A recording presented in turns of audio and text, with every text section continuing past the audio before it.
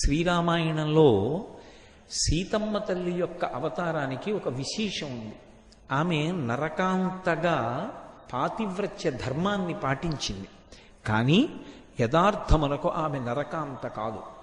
రాముడు 16 వణాల నరుడు. కేవలము నరుడిగా వస్తే తప్ప రావణ సంహారం అవదని ఆయన నరుడిగానే వచ్చాడు. ఎందుచేత అంటే శ్రీరామాయణం ఉత్తరకాండలో రావణాసురుడు, విభీషణుడు, కుంభకర్ణుడు ముగ్గురు కూడా బ్రహ్మగారి గురించి తపస్సు చేశారు. తపస్సు చేసినప్పుడు బ్రహ్మగారు ప్రత్యక్షమైతే రావణాసురుడు తనకి మృత్యు ఉండకూడదు అని చెప్పి ఎవరి వెరవెలన తనకి మృత్యువు కలగకూడదో ఒక పెద్ద జాబితా చెప్పి వరాలు అడిగాడు. అడిగినవాడు వీళ్ల వల్ల నాకు మరణము కలగకూడదు అని విడిచిపెట్టలేదు. చిట్ట చివర ఒక మాట అన్నాడు, తృణభూతాహితామన్యే ప్రాణినో మానుషాదయ అన్నాడు. మనుష్యుల వలన నాకు మరణము కలగకూడదు అని నేను అడగను.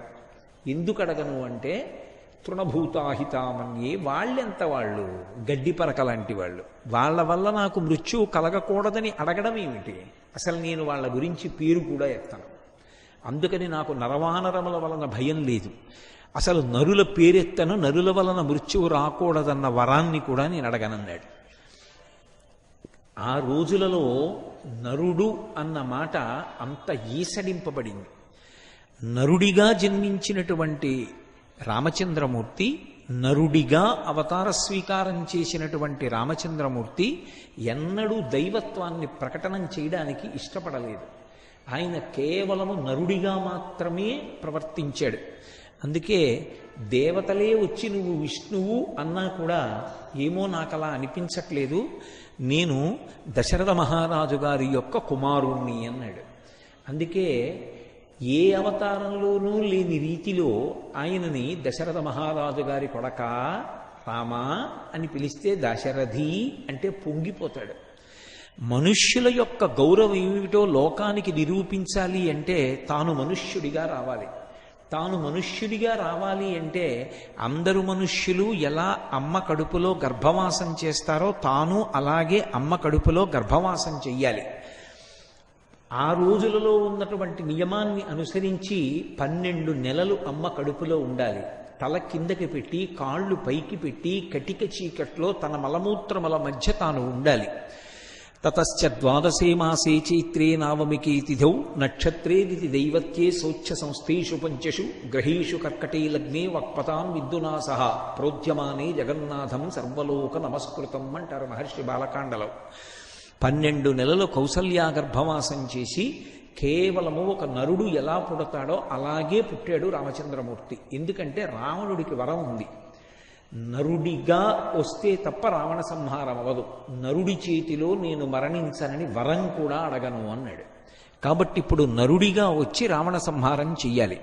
దానితో పాటుగా నరుడి గొప్పతనం ఏమిటో లోకానికి నిరూపించాలి. మనుష్యుల యొక్క గొప్పతనం ఏమిటో లోకానికి నిరూపించడం కోసమని మనుష్య జాతి అంతటి మీద ఉన్నటువంటి అపారమైనటువంటి కారుణ్యము చేత అజాయమానో బహుధా విజాయతే అని వేదము చేత కీర్తింపబడినటువంటి పరమాత్మ, అసలు అమ్మ కడుపులో పడుకోవలసినటువంటి అవసరం లేని పరమాత్మ రామచంద్రమూర్తిగా 12 నెలలు కౌసల్య గర్భవాసం చేసి చైత్రమాసంలో శుక్లపక్షంలో నవమి నాడు మధ్యాహ్నం వేళ ఈ లోకంలో ప్రోద్యమానే జగన్నాథం సర్వలోక నమస్కృతం, సర్వలోకముల చేత నమస్కరింపబడవలసినటువంటి ఆ జగన్నాథుడు రామచంద్రమూర్తిగా ఆవిర్భవించాడు. నరుల మీద ఆయనకి ఎంత కరుణో, ఎంత దయో, ఎంత ప్రేమో, వీళ్ల గౌరవం నిలబెట్టాలి నేను, అందుకుని నరుడిగా వచ్చాడు. మనుష్యుడైన ప్రతి వాడు కూడా రామావతారానికి రుణపడిపోయాడు. ఆయన చూపించినటువంటి కారుణ్యం, ఆయన చూపించినటువంటి దయ అంతు తెలుసుకోవడం ఎవరికీ సాధ్యం కాదు. సముద్రం యొక్క లోతు తెలుస్తుందేమో, రాముడి యొక్క దయ లోతు మాత్రం కనిపెట్టడం ఎవరికీ సాధ్యం కాదు.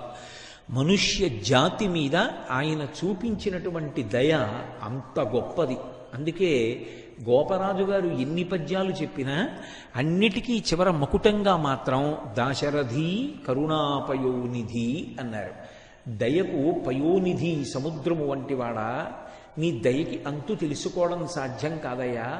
శ్రీ రఘురామచారు తులసీదలధామ సమక్షమాది శృంగార గుణాభిరామ త్రిజగన్నుత శౌర్యరమాలలామ దుర్వారక వంద రాక్షస విరామ జగజ్జన కల్మషార్ణవోత్తారక నామ భద్రగిరిదాశరథీ కరుణాపయోనిధి అని పిలిచారు.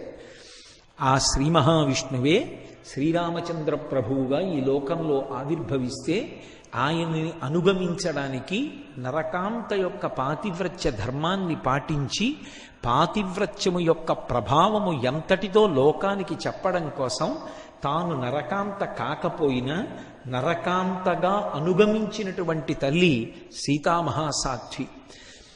ఈ రామచంద్ర ప్రభువు దశరథ మహారాజు గారికి కుమారుడుగా జన్మిస్తే ఆయనతో పాటు అదే విష్ణువు లక్ష్మణ భరత శత్రుఘ్నులుగా కూడా వచ్చాడు. రామలక్ష్మణ భరత శత్రుఘ్నులు నలుగురు కూడా దశరథ మహారాజు గారి యొక్క కుమారులు.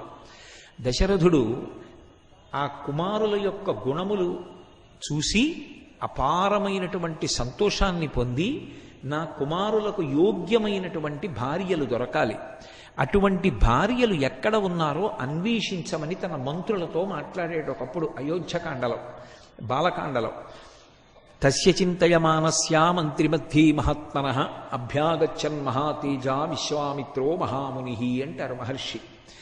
మంత్రుల మధ్యలో కూర్చుని నా కొడుకులకు యోగ్యమైనటువంటి భార్యలు ఎక్కడ ఉన్నారో తెలుసుకురండి అని సమాలోచన చేసి ఆదేశమిస్తున్నటువంటి సమయంలోనే విశ్వామిత్ర మహర్షి వచ్చాడు. ఎందుకు రావాలి అంటే దానికి ఒక ప్రధానమైనటువంటి కారణం ఉంది. వశిష్ఠ మహర్షి రామచంద్రమూర్తికి విద్యనంతటినీ బోధించాడు.